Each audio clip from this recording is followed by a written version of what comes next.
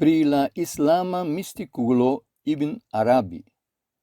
En 2015 kaj 2016 mi aperigis en la Esperanta retradio du artikolojn pri la araba mysticulo kaj poeto Rumi.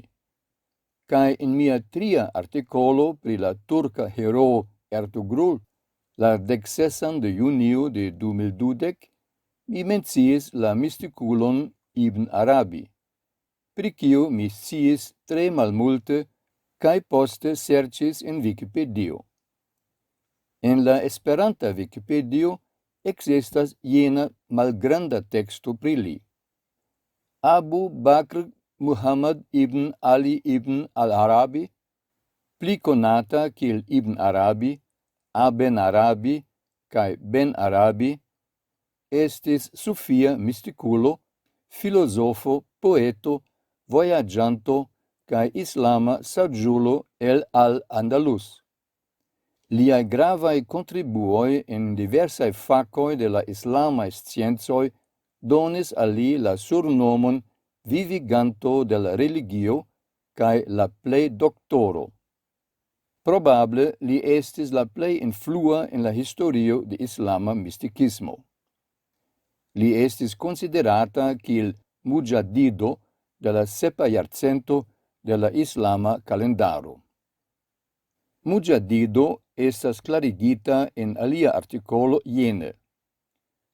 Mujadido aŭ mujadid estas islama termino por tiu kiu portas plinovigon al la religio.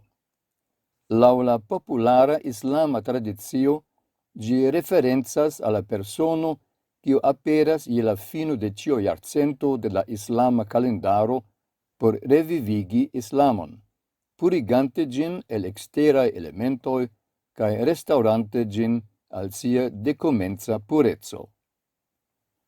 Nun mi transdonas partojn de artikolo pri Ibn Arabi ekzistanta en diversaj versioj de la Wikipedio. Li naskiĝis en Murcio aŭ Murcia en sudorienta Hispanio, sed ekde lia aĝo de 8 jaroj lia araba familio loĝis en Sevilo, en sudokcidenta Hispanio. Lia patro estis generalo, sed li ne interesiĝis pri tia kariero. Proksimume je la aĝo de 15 jaroj li havis sian unuan vizion pri Dio. Poste li havis plurajn viziojn pri Jesuo, kiun li nomis mia unua gvidisto al la vojo de Dio. Lia patro, rimarkinte ŝanĝon en li, menciis tion al filozofo kaj juĝisto Ibn Rushd, konata kiel Averroes. Vidu Ibn Rushd en la Esperanta Wikipedio. Ibn Arabi diris ke dum sia unua renkonto kun tiu filozofo li lernis distingi inter la formala scio de la racia penso kaj la malkaŝigaj perceptoj pri la naturo de aferoj. Li komencis vivi ascetan vivon kaj ĉirkaŭ 1184 je la aĝo de 19 li eniris la padon de sufiismo. Comparo sufiismo en la Esperanta Wikipedio. Je la aĝo de 36 jaroj li vojaĝis al Tunizio, kie li restis de 1193 ĝis 1194. Li revenis al Andaluzio, al la urbo Sevilo, sed kiam lia patro mortis post kelkaj monatoj, li vojaĝis kun siaj 2 fratinoj al Fez, Maroko, en 1195. En 1198 li revenis al Andaluzio, al Cordovo, kaj en 1200 forlasis Hispanion definitive. Post vizitado de kelkaj lokoj en la Magrebo, Norda Afriko, li komencis en Tunizio en 1201 vojaĝon al Mekko, aŭ Mekao. Dum la vojaĝo li vizitis Kairon, Jerusalemon kaj Medinon. En Mekko li restis 3 jarojn kaj komencis elabori sian verkon La Iluminadoj de Mekko. Poste li voyages multe. 1204 ĝis 1205 Jerusalemo kaj Sirio, Bagdado kaj Mosulo. 1205 ĝis 1207 Jerusalemo, Hebrono, Kairo. 1207 Mekko. 1209 Aleppo, Sirio. 1212 Bagdado. 1213 ĝis 1215 Mekko kaj Aleppo. 1216 Anatolio, inter alie en la urbo Konjao. 1220 Aleppo.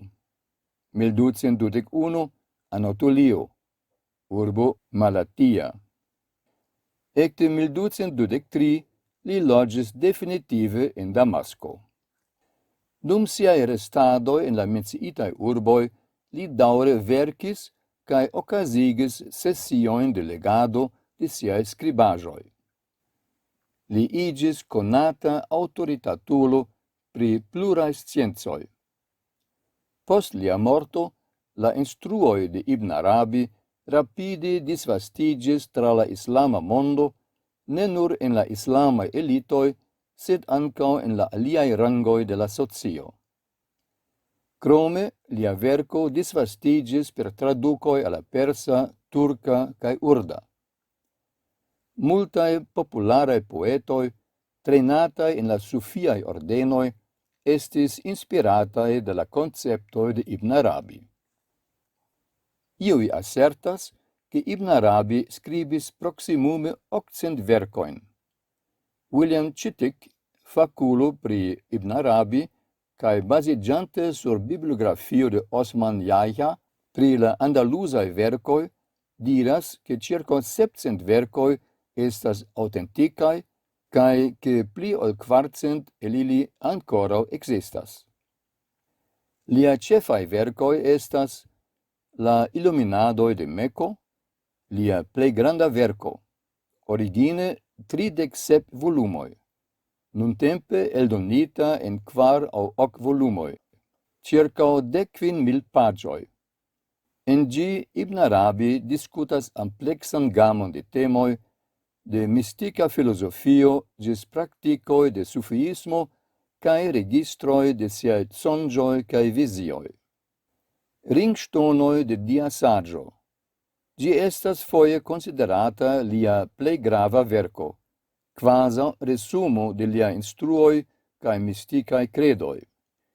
Ĝi pritraktas la rolon ludatan de diversaj profetoj en dia revelacio.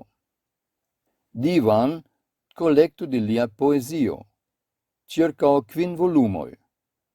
La presitaj versioj baziĝas nur sur unu volumo de la originala verko.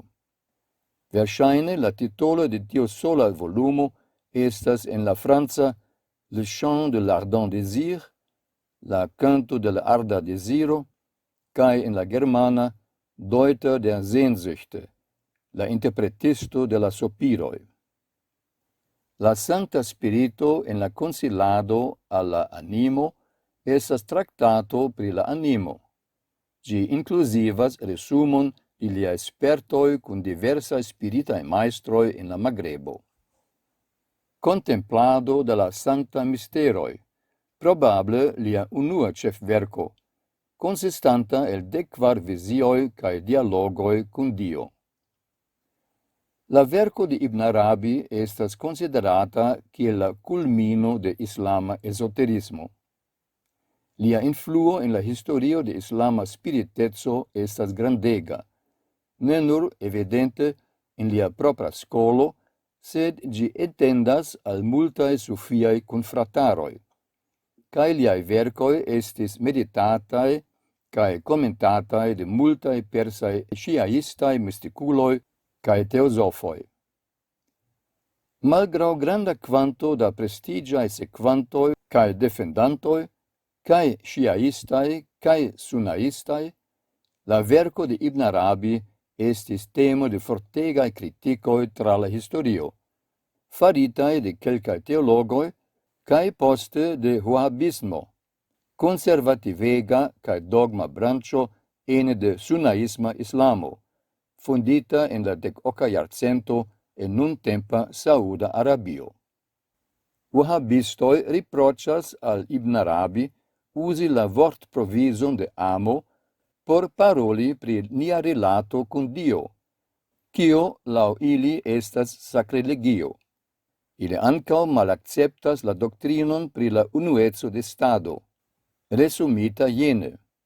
Nur Dio existas, au la mondo esas la spegulo de Dio, char ili consideras che tio esas formo de panteismo cio nulligas la transcendetson de Dio.